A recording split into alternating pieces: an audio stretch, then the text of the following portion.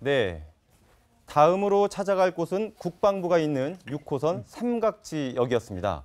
이 북한과 미국의 강대강 대치에 이번 주 한반도 정세가 출렁거렸습니다. 이 대북 관계의 운전대를 잡고 가겠다던 우리 정부의 입지가 점점 좁아진 가운데 문재인 대통령의 대응이 주목됩니다. 네, 홍현익 세종연구소 수석연구위원 김성환 시사평론가 새로 모시고 이야기 나누겠습니다. 어서 오세요. 안녕하십니까. 방금 전 이 중국의 시진핑 주석과 미국의 트럼프 대통령이 통화를 했고 북한 문제에 대해서 대화를 나눈 걸로 알려지고 있습니다. 근데 북한이 미국에 맞붙기 시작한 이후로 우리 문재인 대통령과는 이렇다 할 통화를 한 적이 없는 걸로 지금 드러나고 있거든요. 네, 뭐 양측의 이제 그 안보실장, 안보보좌관 차원에서 뭐 긴밀히 대화가 되는 걸로 알고 있고요. 그리고 우리 대통령께서 이제 여기에 대해서 논평이나 우리의 입장을 이제 말씀을 좀 자제하고 계신데 네. 그 이유 자체는 사실 북미 간에 뭐 짜고 치는 건 아니지만 긴장을 고조하는 데서 그들 양측이 이익을 누린다고 생각하고 긴장을 최고도로 지금 올리고 있는 중이다. 그런 상황에서 어떻게 보면 이성적이 아니라 감정적인 서로 대응을 하고 있는데 그렇다고 이 양측을 다 비난해야 되는데 그렇게 하기보다는 어떻게 보면 우리로서는 역시 한미 동맹을 강조하고 한미 간의 공조를 통해서 문제를 해결해야 되는데 그리고 또 하나는 한미 공조도 유지해야 되지만 남북 간의 대화도 또 해나가고 궁극적으로 북핵 문제를 대화로 풀어나가야 되기 때문에 이 지혜를 짜내기 위해서 이제 계기가 내일 모레 광복절에 있지 않습니까? 네. 그때 이제 발표하실 것 같고요. 아니면 또 이틀 뒤에는 이제 문재인 정부 출범 100일이 또 됩니다. 그러니까 두 번의 기회가 있다. 그런 상황에서 지금 이제 얘기를 안 하시는 것이 아닌가 이렇게 생각이 됩니다. 네. 그런데 이제 계속해서 한반도 문제에 있어서 운전석에 앉겠다는 문재인 대통령의 말처럼 상황이 흘러가는 거 맞냐 이런 지적이 나오자요. 청와대가 어제 한미 양국의 안보 수장의 대화 내용을 이례적으로 공개했습니다. 박수현 대변인입니다. 양측은 한미 양국의 안보와 국민의 안전을 확보하기 위하여 취해 나갈 단계별 조치에 대해 긴밀하고 투명하게 공조해 나간다는 약속을 재확인하였습니다. 근데 지금 우리 정부가 사실은 한반도 위기설 그렇게 심각한 거 아니다. 네. 이런 이야기를 이제 계속하면서 너무 안일한 것 아니냐라는 이제 지적을 받아오기도 했는데 지금 시진핑 주석과 트럼프 대통령이 전화 통화까지 했다고 하니 이게 또 보통 문제는 아닌 것 같은 생각이 들거든요. 그러니까 지금 우리의 한반도 문제를 둘러싸고 사실은 주변국들은 굉장히 발빠르게 움직이고 있고 네. 또 물밑 어떤 대화의 어떤 가능성도 타진하고 있지 않습니까?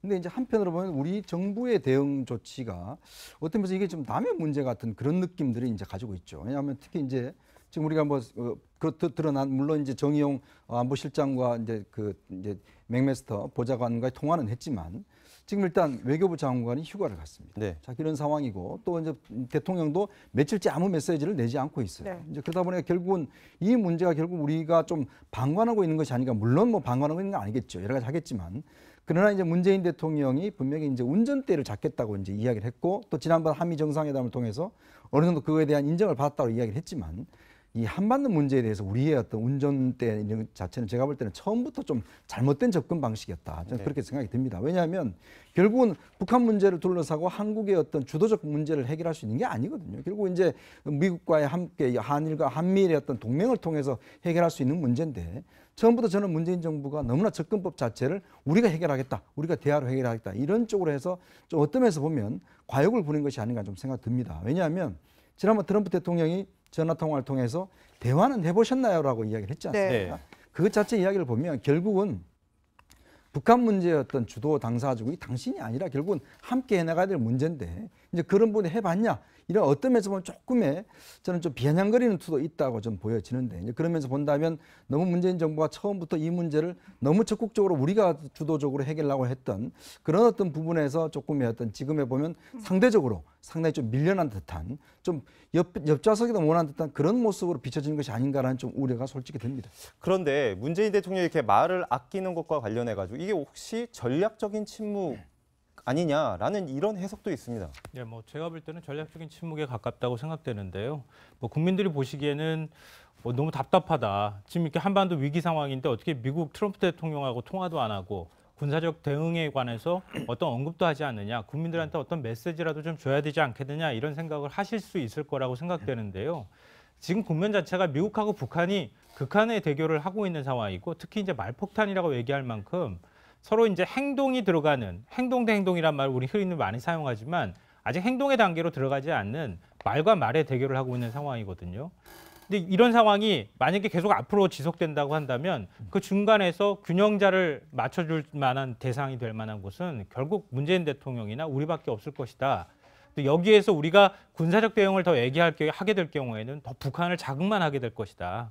그러니까 지금 이 현 상황은 오히려 더 극한적인 대결로 가는 것보다 더 차분하게 이성적으로 대응하는 쪽으로 가는 게 방향이 맞는 것인데 우리가 거기다 자꾸 기름을 붓듯이 뭔가 개입하거나 이렇게 하는 것은 현 상황을 풀어가는 데 있어서 크게 도움이 되지 않는다 이렇게 판단을 하고 있는 것으로 보입니다. 네. 그래서 일단은 좀 한 발을 빼고 있다가 미국과 북한 그리고 오늘 또 EU에서 긴급회의를 또 개최한다고 하잖아요. 모레. 이런 것처럼 시진핑 주석이나 트럼프 대통령 통화라든가 이런 것처럼 지금 이제 군사적 대결 단계까지 거의 근접하다가 외교적인 해결 단계로 잠깐 이제 국면이 넘어가는 듯한 분위기가 나오거든요.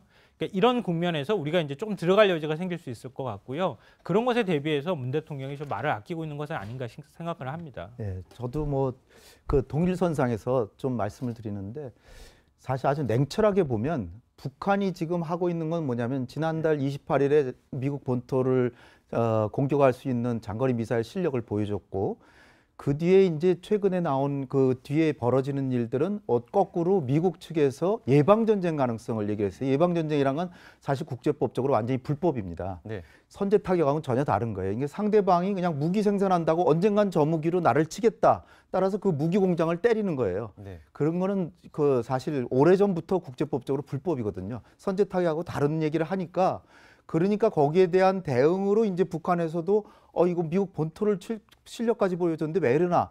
그래서 이제 괌도 군사 기지나 괌을 때린다는 게 아니라 괌에서 30-40km 그렇죠. 떨어진 곳을 공격한다는 얘기고 공격한다는 것도 아니고 이달 중순까지 계획을 마련해서 최고사령관에서 보고하고 준비를 갖춰서 사령관의 지시가 있으면 실행할 수도 있다. 이겁니다. 그 얘기는 뭐냐면 말이에요, 말. 우리나라도 한미연합군 차원에서 작게 501에도 있고 5027도 있고 있잖아요. 네. 그 작게 하나 얘기한 거예요. 그냥 공개했을 뿐인 거예요.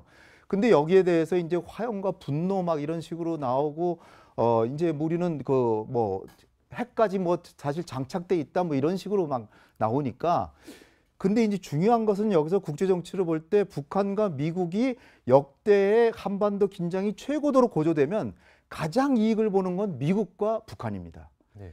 제가 여러 가지 사례를 들 수가 있어요. 천안함 폭침도 그렇고 1차 북핵 위기도 그렇고 93-94년의 위기도 그렇고 결국은 위기가 끝나고 나면 미국과 북한이 다 이익을 차지하고 제일 손해를 보는 게 한국이고요. 그다음 손해보는 게 중국이에요. 네. 그러니까 시진핑 주석은 지금 오늘 트럼프 대통령하고 전화통화를 통해서 명분부터 따지는 겁니다. 미국과 중국한테 가장 중요한 게 뭐냐. 한반도의 평화와 안정 그리고 북핵 문제 해결이다. 그런데 지금 하는 행동들은 전혀 거기에 목적에 타당한 것이 아니라 오히려 전쟁 쪽으로 가는 거 아니냐. 그거부터 해서 트럼프 대통령에게 그거 옳은 말이다 하고 그렇다면은 지금 하는 행동이 옳지 않은 거 아니냐. 거꾸로요. 지금 사실 전쟁 일보 직전의 위기라고 우리가 생각했는데 시진핑과 트럼프 간의 통화 내용을 보면 이거 뭐 지금 올가을에 방문할게 뭐 그래도 그거 오면 좋겠다 뭐 이런 식의 얘기를 하고 있고요. 네.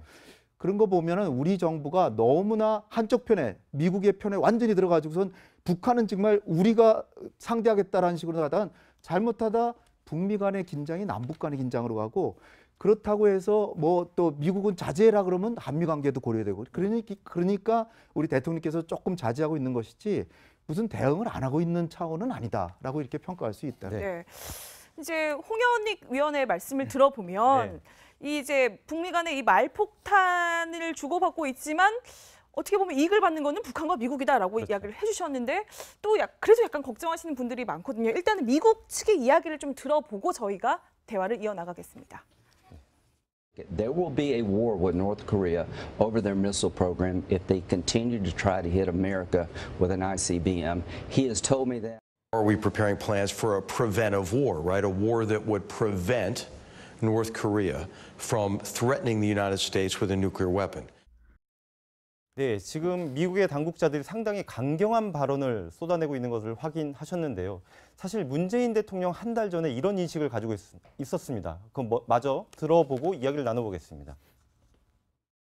So there is a possibility that Kim Jong-un continues to make the bluff with his nuclear weapons programs, but deep inside he is actually yearning or wanting dialogue. But in the end, the only way to find out is to have a dialogue with North Korea.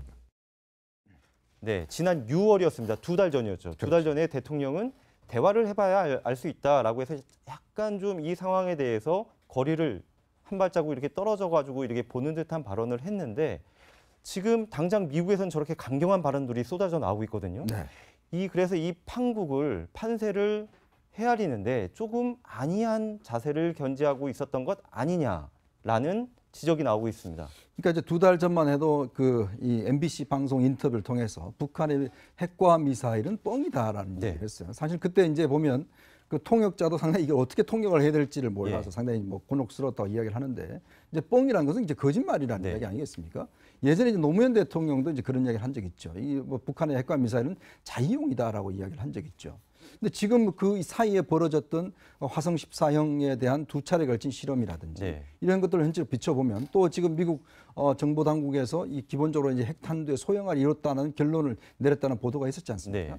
자, 그렇다면 불과 몇 달 사이에 대통령은 뻥이라고 이야기를 했는데 실제로 북한이 보여준 현상 자체는 이건 뻥이 아니라 실적인 위협이 되고 있고 미국 당국도 이거를 실적 위협으로 느끼고 있다는 것이거든요. 근데 이제 예전의 어떤 상황과 지금의 상황은 저는 좀 다르다고 봅니다. 왜냐하면 북한이 핵과 미사일을 좀 개발하고 이럴 때의 단계와 지금의 상황은 이미 어떤 면에서 보면 김정은 시대 들어서 상당히 이제 고성능화를 이뤄낸 상황이에요. 어느 면에 보면 이제 핵 보유국이 된 상황이죠. 그리고 또 지금 미국의 어떤 조야의 분위기 자체가 예전의 상황은 좀 다릅니다. 트럼프 같은 경우는 지금 주변에 보면 대부분 다 현역 장성들 출신으로 다 포진되어 있습니다. 굉장히 강경파도로 되어 있단 말이죠.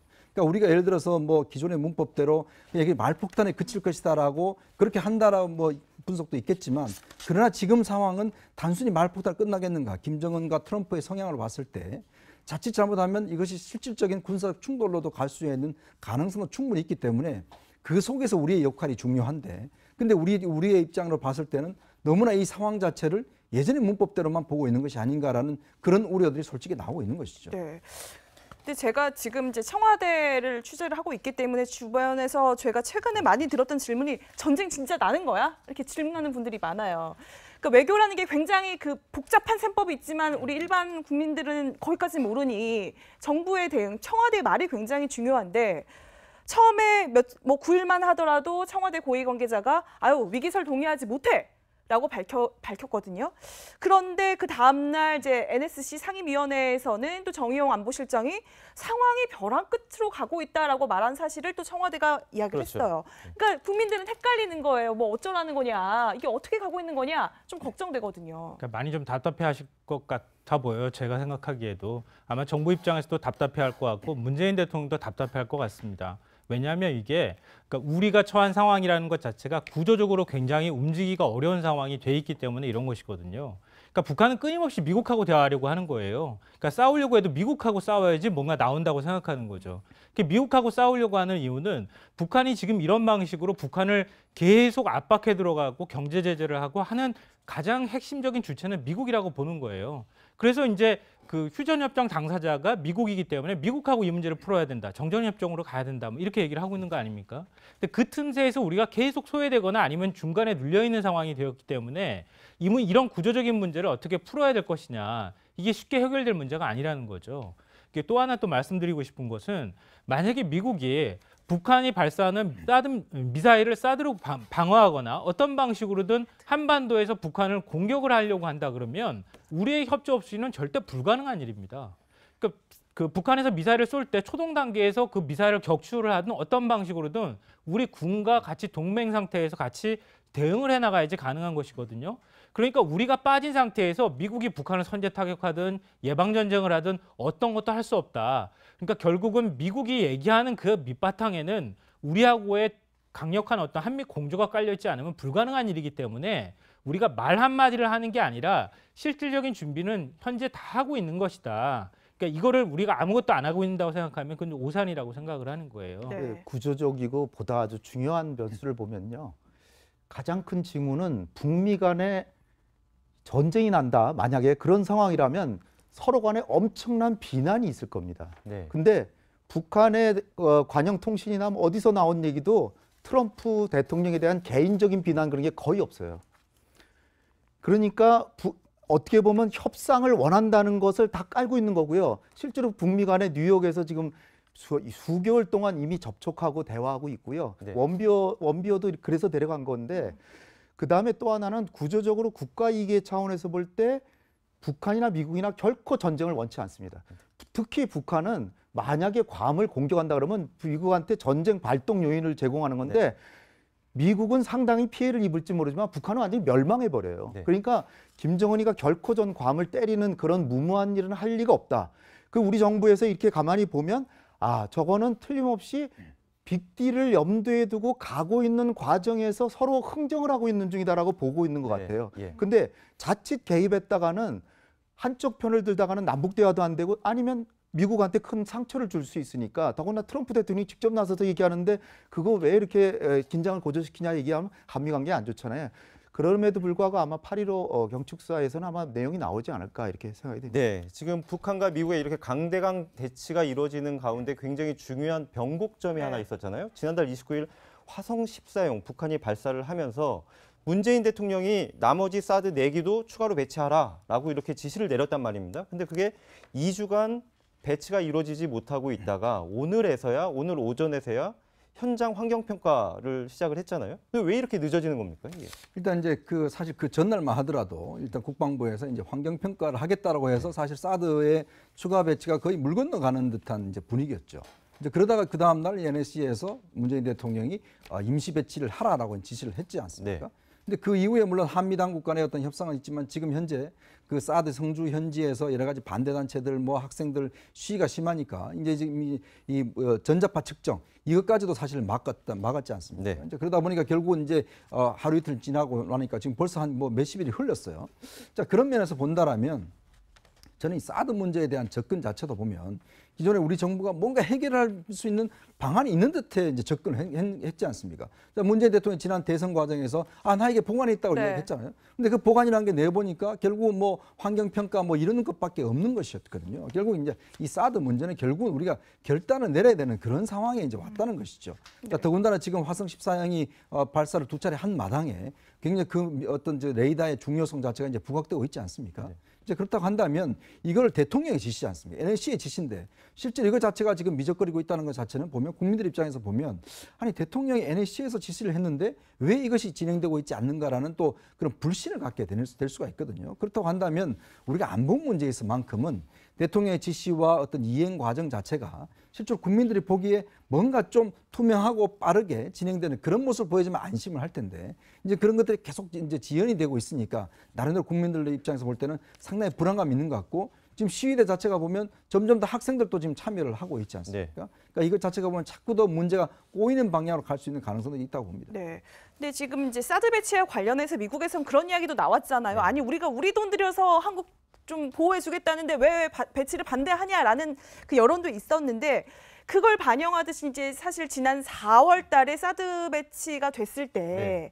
그 미군이 이제 그 반대하는 주민들을 보면서 약간 웃는 듯한 그렇죠. 그 사진이 이제 지금 저 장면이에요. 저 영상인데 약간 웃는 듯한 모습이 보여지면서 논란이 됐었어요. 지금 뭐 장난하는 것도 아니고. 네.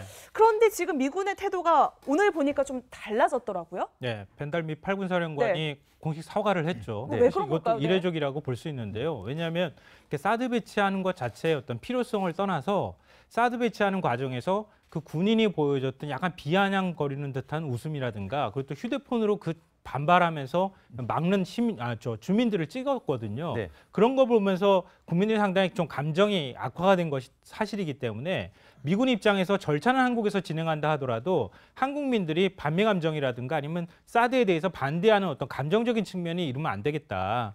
그러니까 미국 입장에서 사실은 한국에서 미국이 뭐 사드 포대를 갖다 놓는다 하더라도 한국 땅에 갖다 놓는 거니까 한국 정부에서 그것들을 해결해 줘야 하는 것이지만 미국 입장에서는 한국 국민들의 감성을 건드리는 문제에 대해서는 미국이 풀어야 될 필요가 있을 것 같다. 네. 더군다나 지금 북한에서 미사일 뭐 공격을 하니 어쩌니 이제 위협하고 있는 상황이기 때문에 사드 배치의 필요성이 굉장히 많은 상황에서 미국 입장에서 어떤 방식으로든 미국에 대해서 안 좋은 감정을 갖고 있는 부분들은 빨리 해소해야 하는 게 좋겠다. 그러면 그 나머지 부분에 대해서 한국 정부가 절차를 빨리 진행할 수 있도록 해주는 게 좋겠다는 판단을 한 것으로 보입니다. 네, 지금 저희 성주 현장에도 저희 채널의 취재 기자들이 상당히 많이 내려가서 취재를 열심히 하고 있는데 현장 분위기가 상당히 혼란스럽다고 합니다. 이 사과를 받아달라, 받아들일 수 없다 이런 그 대치가 있었는데 이런 성주의 모습과 상당히 겹쳐 보이는 장소 하나가 있습니다. 바로 미국령 괌인데요.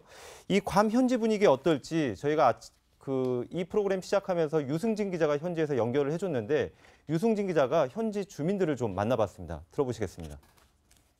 Normal also. They're still mowing their lawns and like another normal day. I trust our soldiers and yeah, you know, I believe that in their force that they can protect us.